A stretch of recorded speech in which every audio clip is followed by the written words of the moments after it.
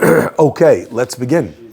We are on Daf Chaf Aleph Amud Chaf Bet Amud Aleph 22A1.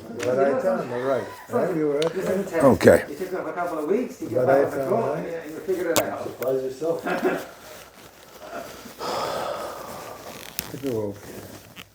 Okay. We are up to the Amar Lahu Rava. You see it on 22A1?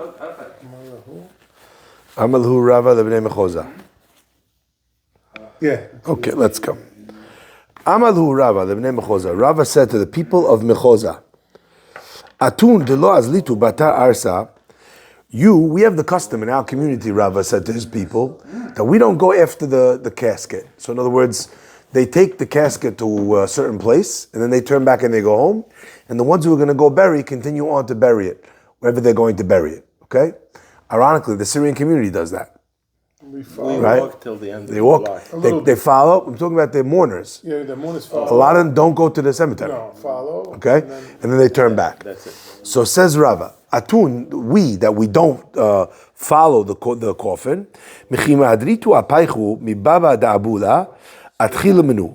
once, because they would escort the person for a little while outside of the city limits, right? So let's say they would go a parsa or a meal, whatever the number would be, depending on the kabod they wanted to show them. And then at some point they would turn their faces and they would head back to the city, okay, to the city gates. The minute they turn around and they're coming back, already, so to speak, they're on their way home, they're on their way to mourning. At that point, the mourning begins, okay?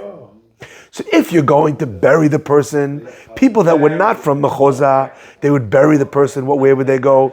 They would go to the burial. And when would the burial start? When they covered over the body, either with the casket or they covered it with the dirt, right? So, but it was when it was already they were closing the hole. At that point, the Shiv'ah would begin. But over here, where we're in a different position, where we're not actually going to the burial, right? It's impossible. So what are we going to do? Just going to sit around waiting 3 days at home while they're going to bury the person? Impossible. So since that's impossible, the Shiv'ah begins immediately at that point. Okay? Gemara continues, and Bright says, You wait for the main characters. You wait for the main characters to come back. Usually the head of household. No, they're not waiting. As soon as they start, the Shiva. yeah. I thought we learned that If if there's a bigger person, you gotta wait for them. No, we never said wait. We said if the bigger person goes, they start right away. When the bigger person comes back, the question is, do we say that he could join them, or do we say since he's the head of the household, he starts again? But they definitely do not wait. They started. Okay. Why is it so significant exactly what time they start or not? It's different days. Oh no, the days, yeah. Yeah. So with these guys, they start on a Monday. Haddad's going to bury the guy, it might be a Wednesday. Oh, I forgot. Right? Could be days. Yeah. Back in those days, it could be even much longer. Imagine they took someone on a boat to Israel, weeks, All right. So Gemara says, Rabbi Shimon says, so we talked about this idea that when someone comes back, then they could join into the Shiva of the people that were there. We gave certain differences, like if he's not got to be the head of the household, not the head of the household, right? Various responsibilities, various elements. So in a case where a person is going and then coming back, so they're leaving and then they're coming back. So the halakha is, Rabbi Shimon Omer, afilu ba biyom hashevi'i, even if he comes on the seventh day, mimakom karov monei mahen. So let's say the guy, literally the seventh day, last day, he missed everything. He's coming on day 7 of the Shiva, right? Mimakom karov, but he's in a local place. So remember we differentiated between makom karov and makom rachok, a close place and a far place. So when you're talking about makom karov, the halakha is monei mahim, you can still count with them. You guys use my office. Okay. Monei mahim, you could count along with them, right? Because it's on day 7, even though it's on day 7. Right? However, says the Gemara, Amar Rav Chia bar Gamda, Amar Rabbi Yossi ben Shaul. No, Rabbi Chia bar Gamda said in the name of Yossi ben Shaul, in the name of Rabbi, Vehu sheba umatza menachamin etzlo. This that I said, that a guy who could come in even on day 7, you understand what that means? Yeah. The guy went to bury, comes back on day 7, they're about to get up. He sits for 1 minute. That's his shiva. That's it, done. The Rachok guy. Yeah, the Karov guy. Karov guy. Yeah? The Karov guy. So you came from Makom Karov. Okay? Karov. Now, Amar Rabbi Chia bar Gamda Amar Rabbi Yosef ben Shua, who says, when is that the case?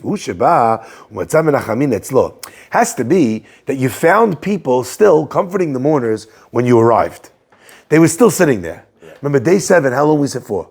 Half a day. A little bit. Not there. 2 hours. Yeah, a little bit, not even.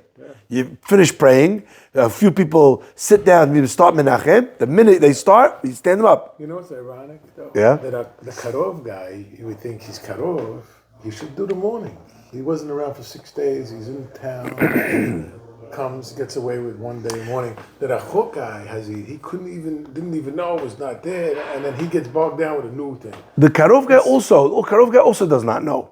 No, the Karov, but I know, but I'm saying he gets away with, they're very lenient with the Karov guy. Very lenient. Why they lenient? Because we say that the mourning that happened here is also relevant to him. Because he's part of the mourning. He's part of Like the family is mourning in this city, they're here. So he could be part of that mourning. This guy is from Argentina. What connection does he have to the mourning? Okay? So the Gemara says, only if he found them there. What if they already got up? He's got to do it. Start again from the beginning. Not for them. Him. When do we say he finishes off the 7 with them if he found people still being menachem? But if he walked in and they already got up, starts again. He missed the whole item. There was no shiva, right? Because he's not with them. He's not with them. Abayi Rav Anan asked, "Nin'aru la'amod lo amdu mahu." What happens if the people are ready to go? You know when people get it, they push their chairs back. They're getting up like this. And the guy remembers one more story. They call it the Irish goodbye. Never ends, right? So Hadith's going like this. He's moving. As he's moving, the guy walks in. So they're moving to get up, but they didn't get up yet. Scooched in or no? Yeah. He made it. Okay. Says the Gemara. What's the halacha? Gemara says teku. We don't know. What? We don't know. Why? How come teku? Let's look at both sides. They already got up. They're finished. But who cares if they're still in the room? If they're already moving their chairs back, they're no longer giving back. It's over. Matters if his abba is on the seat, if his abba is in the air. Okay. Already over. Other opinion says, what do you mean? I said if you found them sitting down. They're sitting down or they're not sitting down? Sitting down. I didn't tell you how long they have to be sitting down. So that's the kind of the machloket. You can see both sides. Teku, therefore, we don't know. By the way, what's the halacha? As we said many times already, teku, we don't know. Which opinion Leniency. do we? Lenient. So what would we say? If they're moving around, we say, they're still there. They're still there, give it to them. The guy is as if he joined it. Okay? Says the Gemara. The friend of Rabbi Abba bar Chia asked, he learned from Rabbi Abba. Who's the friend? Rabbi Zera. Ve'amri, and some people say, Some people say the friend of Rabbi Zera asked of Rabbi Zera. Umanu, who is it? Rabbi Abba Bereh. Rabbi Abba, his son. Okay? Rabbi Abba, the son of Rabbi Abba. So, either Rav Zera asked Rav Abba, or Rav Abba asked Rav Zera. One way or the other, okay? Either way you want to slice it. The question was asked to one of these. Amar Rabbi Yochanan. What was the teaching that he taught him? Amar Rabbi Yochanan. Halacha ki Rabbi Shimon ben Gamliel b'terefot. Halacha is Rabbi Shimon ben Gamliel. When it comes to terefot, what is terefot? When you have an animal that you slaughtered and you find out the animal was suffering in a way that it was going to die imminently. Okay? So as an example, you slaughter the animal, you find that animal has no heart. It's going to die in 5 minutes. Terefa. Why? Because you killed a dead animal. Okay? So, in one of the laws of terefot, of an animal that's about to die from some sort of defect. And halacha follows Rabbi Shimon in Evel, in a specific case, in mourning. He was the one who just told us this halacha, remember? Mm-hmm. That said on the 7th day, right? Okay. Gemara says, what does that mean? Rabbi Shimon be'evel. What does it mean that according to Rabbi Shimon be'evel in Avelut? Hadamaran, the one that we just said. That means that Rabbi Yochanan was saying that the halakha follows Rabbi Shimon ben Gamliel on this law, that if he comes in on the 7th day, they're still sitting there, he's good to go. Rabbi Shimon ben Gamliel terefot d'tanan. What is the case that we're saying that Rabbi Yochanan said the halakha was like him with regards to terefot? What's the case? The Gemara says, Tosefta bani bnei me'ayim shenekivu v'lecha sotmatan kishera. Let's say you have an animal, and the intestines of the animal had a hole in it. Could the animal live if it has a hole in the intestines? Yeah. No, it's going to die. It will die. Will die. Eventually, okay. Will die. It's a fatal problem. Yeah. Okay. Now, what happens if there is a hole in the intestines, but the hole got stopped up and sealed by the lecha, by the mucus that runs in the intestines? So, do we say that animal's a trefa or not? Because it has a hole, but the hole is closed. Divrei Rabbi Shimon Gamliel says, kishera, it's kosher. My lecha, ask the Gemara, what does this mean? What are we talking about, this mucus? Rav Kana says, sirka de me'aya de nafik agav duchka. The mucus that lines the intestines, that if you squeeze on the intestines, you keep squeezing on them, eventually it will come out, you'll see, that's the stuff that we're talking about that can sometimes seal up the hole in the intestines. Halacha anyway, Rabbi Yochanan says, is like Rabbi Shimon Gamliel with regards to terefot, that the animal would be kosher. Now this is Joey, special right over here. Joey's asking, what are we talking about terefot for? What's the answer? Nothing better to do, these guys? The answer is that Rabbi Yochanan was telling them, when do we rule like Rabbi Shimon ben Gamliel? That's where it came in. We rule like him on this and on one other case. These are the two cases, okay? So they gave him our case and the other case. The Gemara says, what's the other case? This is the other case. Now we're back here. Amar mandeha. There was a certain person, mandeha, a certain person, iski ve'asik ve'egmer l'shmati ba'bepuma demare. He heard this from Yohanan. He's like, you know something? I hope I got the chance, the zechut, to go to Eretz Israel and to hear Rabbi Yohanan tell me the halakha directly. Kisalik, when he went, Ashkel Rabbi Abba, Bered Rabbi Chia bar Abba. He found Rabbi Abba, the son of Rabbi Chia bar Abba, who was the one that said this over, that the halakha in the name of Rabbi Yochanan. Amar Le, he said, Amar ma halakha, Rabban Shimon ben Gamliel b'terefot. You said that the halakha is like Rabban Shimon ben Gamliel with terefot, that if there's mucus covering the hole, then it's kosher. Amar Le, he said to him, Ana en halakha amri. The opposite. I said the halakha is not like Rabban Shimon ben Gamliel. So Rabbi Abba, Rabbi Chia bar Abba was teaching in the name, the Shmuah came in the name of Rabbi Chia bar Abba, that what was he saying? Sorry, Rabbi Abba, Rabbi Chia bar Abba, that he had said in the name of Rabbi Yochanan that it was that way. He said, no, I said the opposite. That in Terefot, the halakha is not like Rabbi Shimon ben Gamliel, which means that if there's a hole in it, mucus is covering, stops up the hole, still Taref. Could you guess why? It's not pure. The stomach is not pure. No, the intestines is closed. The hole in the intestines is temporary. It might pop out. Sure. You know, or maybe already infection got in, or infection's getting out. It's not maybe hermetic. Says the Gemara. Amale. Okay, so that's what he said. Okay, you didn't say that. Oh my gosh.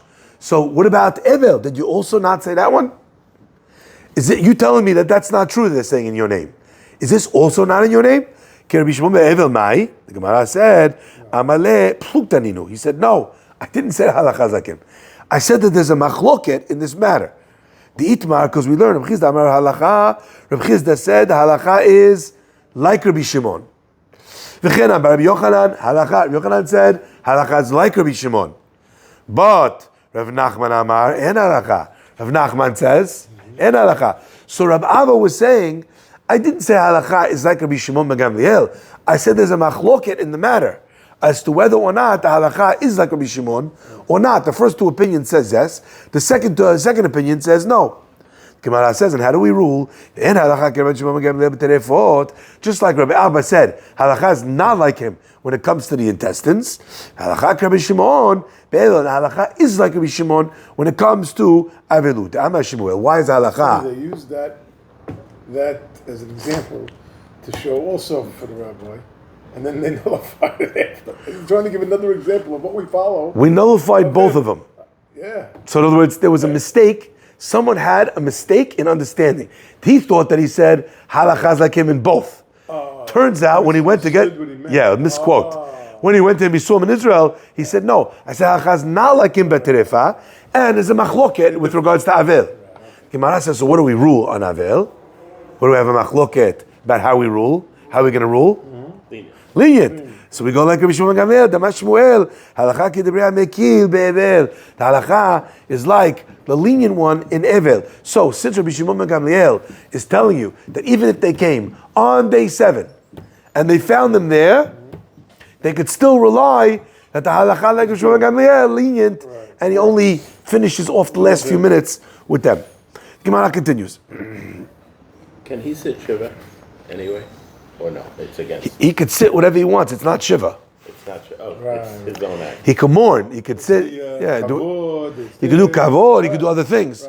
But the Shiva, he's included in their Shiva. Okay. There's been no baraita for a lot of this. Is there any reason why, like, the baraita didn't touch this stuff? What do you mean the baraita? We refer a lot after we do. We say in the baraita, there's a baraita. So we just had a tosefta. That's close. Tosefta. Right, but you know what I mean. Like it's a lot. Yeah, it's just a matter of whether or not we had it recorded in a Braita or in a Mishnah. Okay? Says the Gemara. Now we're going to go with different types of avelut, talking about regarding a parent versus other close relatives. So remember we had that with regards to the guy who didn't have the clothes, got the clothes later, he ripped it for his whatever. We talked about all those cases. Gemara is now going to go into the distinction between these two cases of avelut. Want a Gemara? I don't like this. Okay, no problem. Al kol hametim kulan, says the Braita. There you go. Says the Braita. Al kol hametim kulan, whenever anyone passes away and there's a situation of mourning, matche mitato harei ze mishubach. If you're shoving the casket, it's a good thing. What does that mean? It doesn't mean you're jostling the casket. It means that we're pushing the person to get buried as soon as possible. It's not kavod for the met to not be buried. So we try and do it as quickly as possible. So on any person who passes, it's a good thing. When it comes to father and mother, it's not a good thing. What are we talking about? Obviously, we don't mean wasting time for no reason. You got it? Are you with me? 22A3 at the top. Yeah. So when it's a regular relative, you want to push it as fast as you can. Kavod. When it's a father or mother, and pushing it meant that you didn't get to do the funeral that you really deserved. No, that they really deserved. So you push to bury them fast. No, they need the kavod. So if, like as an example, we talked about the idea that lots of family is not there, right? So the halakha is, avivi imo, you're allowed to delay it. Now it's a little bit topsy-turvy. Because you think Avivi Imo needs to be more careful with the kavod. The answer is that's true, but he also needs to be more careful with the kavod of how the funeral turns out. Haya Erev Shabbat or Erev Yom Tov, Erev Mishubach. What if it's Erev Shabbat, Erev Yom Tov? That's good. Why? Because if we wait too long, it's going to get Shabbat, it's going to get Yom Tov, we're not going to be able to bury them. And then it's going to drag on for much too long. So if it's Erev Shabbat, Erev Yom Tov, and you're pushing, you're rushing, that's a good thing, even for a parent. Because then it's clear that it's for their benefit. The whole reason why he's doing it is for their kavod. When it comes to all the different metim, if he wants, he could do less of his business, and if he wants, he could do less business. Okay. Now I just want to point something out because this seems to fly in the face of what we learned earlier. Remember? Look at Rashi. See Rashi for a second. See the last words of Rashi on the page? Mima'et be'isko. What does he say? Kegon sechora. What does it mean that you're not going to do as much commerce? It means that you have an opportunity to sell or to buy something. So we're not talking about a regular case of a person doing all sorts of business, as we already mentioned before, that there's a problem of doing business. Here we're talking about some kind of business that would be allowed, which is more allowable, so to speak. All right? Yeah, you with me? Yeah. Now, but that's only on this case. Now, sorry? Avivi Imo, right? Avivi Imo, we said he has to be Mima'et. On the other ones, he can, yes, if he wants, yes, if he wants, no. Oh, yeah? Yeah, okay? So when we talk about this Gemara over here, how does that reconcile what we said before? There's two ways of understanding it. One way is where we found a type of work that's not classified as the work earlier. The work that we said was asur during avelut, that obviously can't do. But now there's other work I'm allowed to do. So for a parent, the Gemara is saying, go the extra mile and still do less of that too. Even though this is not the work that's asur or whatever. Also, with regards to, we talked about cases where a person has a loss, right? Yeah. Where there's certain types of a loss. There'll be cases where the loss will make it allowable. Still, when it comes to a parent, a person should try, so long as it's not a big item. Differentiation. Yes. That's the key. A differentiation in the kavod. Yeah. We're only talking about the 7 days. Yes. Yeah. Yes. Okay? Says the Gemara. Al kol hamitim kulam, on all the people that pass away. Ratza choletz, ratza eno choletz. If he wants, he could bear his shoulder. If he wants, he doesn't have to. So in other words, the idea was that in avelut, in extreme avelut, they would tear the shirt, pull the shirt off of the shoulder, so that it would be immediately evident. Like if you have a rip in the shirt, it's not as clear as if the guy's whole shoulder is bare. Okay? So ratza choletz, ratza eno choletz. If he wants, he could, what's it called? He could bear the shoulder. If he wants, he doesn't have to bear the shoulder. But when it comes to father and mother, choletz, then he does bear the shoulder. Okay? It's a fascinating story. You had one of the great rabbinic leaders of the generation. And his father, Shmet Aviv, his father passed away. Ubikesh lahalot, like we just said. What's halacha for a father? Bear the shoulder. Okay. Ubikesh gadol ador acher, she'imo lahalot. There was another one of the great leaders of the generation. Imagine you have Cham Ovadia and Cham Mordechai Eliyahu. Okay? One of their fathers died. He wants to bear his shoulder. But the guy next to him, who's also gadol ador, he feels so bad. He's like, you know what? I'm going to tear my shoulder. I'll bear my shoulder also, in solidarity, in empathy with you. V'nimna, once he saw that the other great rabbi was going to do this, v'nimna v'lo halatz, so he didn't do it himself. He saw if I do it, he's going to do it, so I don't want him to do it, so I'm not going to do it either. Okay?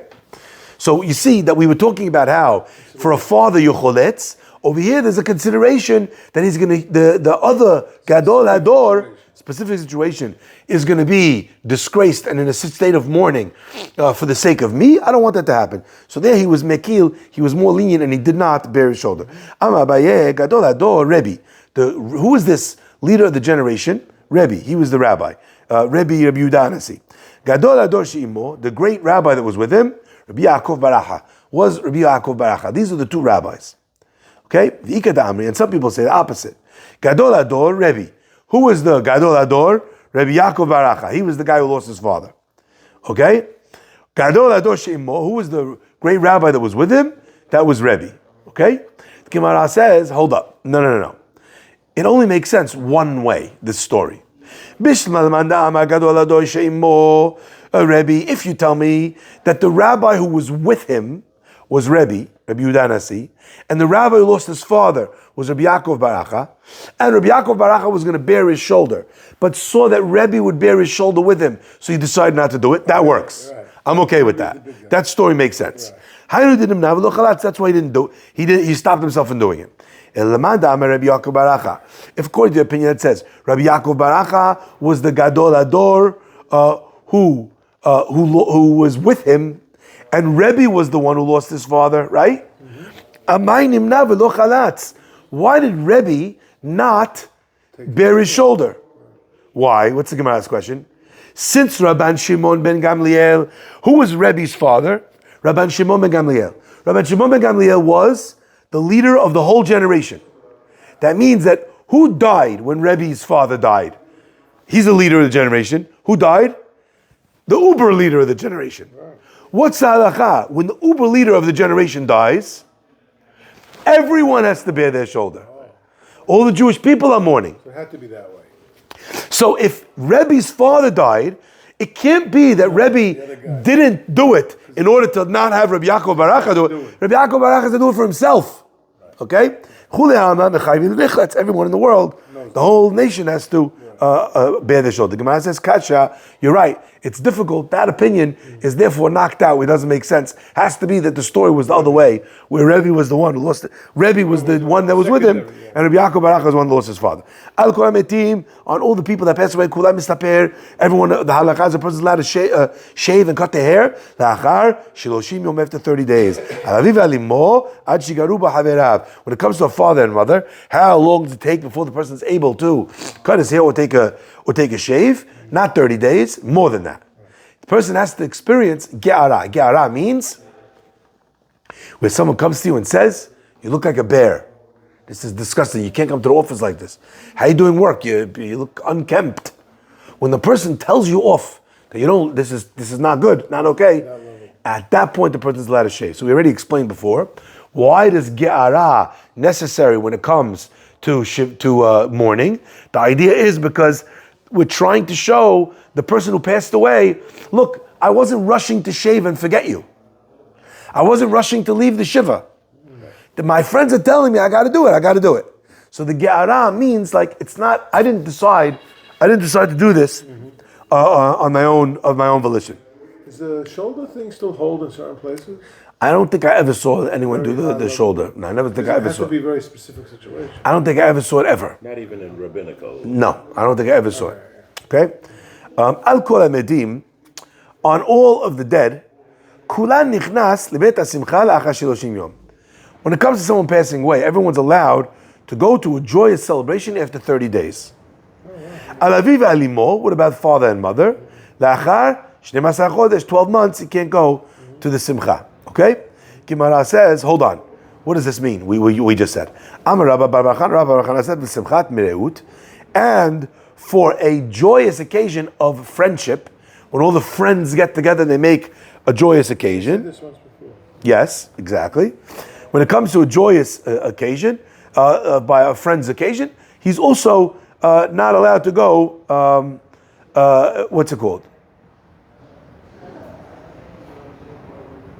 Even after 30 days, you can't go. For the whole year. Wait a second, I want to make sure I get this backwards. The Simchat Mireut, we talked about when the halakha is that you're able to do it after 30 days, it's only for Simchat Mireut. This that it allowed you after 30 days to go to a celebration is for this kind of a celebration. But to a wedding, you can't go even after 30 days, even for not your father and mother. Okay? Wait. Metveh, the Gemara says, the Braita, we got a lot of Braitas for you now. The Simcha u'lemereut shiloshim yom. The Braita says explicitly that for other people, for a joyous occasion like a wedding, u'lemereut, and for a celebration with friends, shiloshim yom, 30 days. So you see clearly that it's telling you that both of these things are allowed after 30 days. Correct? Gemara says, Kasha, you're right, Rabbi Bar Chana has a problem with his opinion. So therefore, according to what we just said, what are we saying? After 30 days, any kind of joyous occasion is allowed for the person who lost someone other than parents. Okay. Gemara says, whether it's a super joyous occasion like a wedding or just a regular joyous occasion. Gemara says, no, maybe there's another way of understanding Rabbi Bar Chana. Amemar matni hachi. Amemar taught what Rabbi Bar Chana said as follows. So remember what the Braita said. Braita said, after 30 days for a regular guy, for regular avelut, after 12 months for a parent. Amar Rabbi Chana, u'lesimchat mireut, and when it comes to a joyous celebration with friends, mutar likanes la'altar, you're able to go in right away. So he has Rabbi Bar Chana saying something completely different. We thought he was saying only a thing of friendship after 30 days, not a wedding. That we asked the question on from the Braita. Here he's saying no. What he's adding is that in a case of Simchat Mireut, of a celebration of friends, they're allowed to go in immediately. They don't have to wait at all. Okay? So we never meant to talk about this kind of a mild Simcha. That's allowed immediately. Even before the 30 days? Even before the 30 days. Okay? After the 7. Even before the 30 days. Let's look at Rashi. Rashi tells us, here you go. What is Simchat Mireut? The first little narrow line. Seudah shosin re'im ve'ahuvim zeim zef. A meal that friends and people that care for each other, that they make together with one another. It's not such a simcha. The seudah of a joyous occasion after nisu'ah, like of a wedding. No. So what are we talking about? After the 7 days are up. You go to dinner with your friend. I can do, if the 7 days are up, I can't go to a joyous occasion. No. Okay. But I'm allowed to go to dinner. Right. So who said I can't go to dinner if my friends are also there? Well, you can. So the Gemara is saying, Rabbi Bar Chana is telling you, Simchat Mereut, that's not a simcha that we talked about. That's you're allowed right away after the Shiva, within the 30 days. After 30 days and 12 months, that's referring to a wedding. The Gemara says, what do you mean? V'hatanya, didn't we learn in the Braita? L'simcha shiloshim, u'lemireut shiloshim. When it comes to simcha, 30 days. U'lemireut, and when it comes to an event like this with friends, also 30 days. So you see that for both, we have a Braita that says 30 days. The Gemara says no. Lo kasha, not a question. Ha barisuta, ha bepiranuta.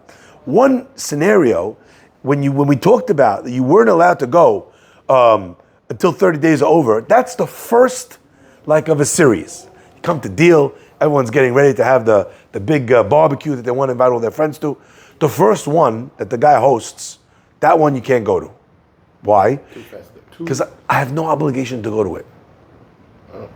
But what happens now that the guy's already done one, and now the guy says, look, I invited you, now you got to reciprocate.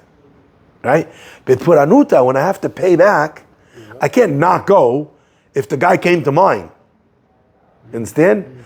So if I already did the first one 3 weeks ago, now this guy is hosting one, and he's inviting me back, I have not to go. But inside the 30 days. Sorry? Inside the 30 Inside the 30 days. days. Inside the 30 days for a payback one. Outside the 30 days for the initial one. Okay? Says the Gemara, Al kol hametim kulan korei tefach. When it comes to all the people that a person has to tear for, he tears tefach. How much is a tefach? Hand's breadth, like this, this big, this much. That's how much a person has to tear. Al aviv alimo. When it comes to a father and mother, the person has to rip until his heart is revealed. Now, why don't we tell you how much is that? How much is that? You know what the answer is? Depends on the shirt. When it comes to everybody else, one tefach of tearing is enough. Let's say the guy's wearing a sweater up to here. Let's say the guy's wearing a V-neck. A V-neck to the heart is going to be more shorter. But the point is, his heart needs to be revealed to show that his heart is in mourning. That's the idea. Okay? So a person rips for the father and the mother differently than they rip for everybody else. Number one, in size. Number two, also, Number two, also in halakha, we rip for all the mourners on the right side. And we rip for a father and mother on the left side. Why? Because the heart on the left side. So therefore the tearing for father and mother is on the left side. Let's just finish with this. Rabbi Abahu said, what is the pasuk? Where do we get this from? This idea that it's a tefach. Vayechazek David begadav. David grabbed onto his clothing in mourning. Vayikarem, and he tore them. And achizah, whenever we talk about grabbing something, when you're grabbing it, how are you grabbing it? With your fist. That's the size of a tefach. Fist. Because the grab is the size of a fist. And achizah, pachot mitefach. Baruch Adonai le'olam. Amen v'amen. 22, B2.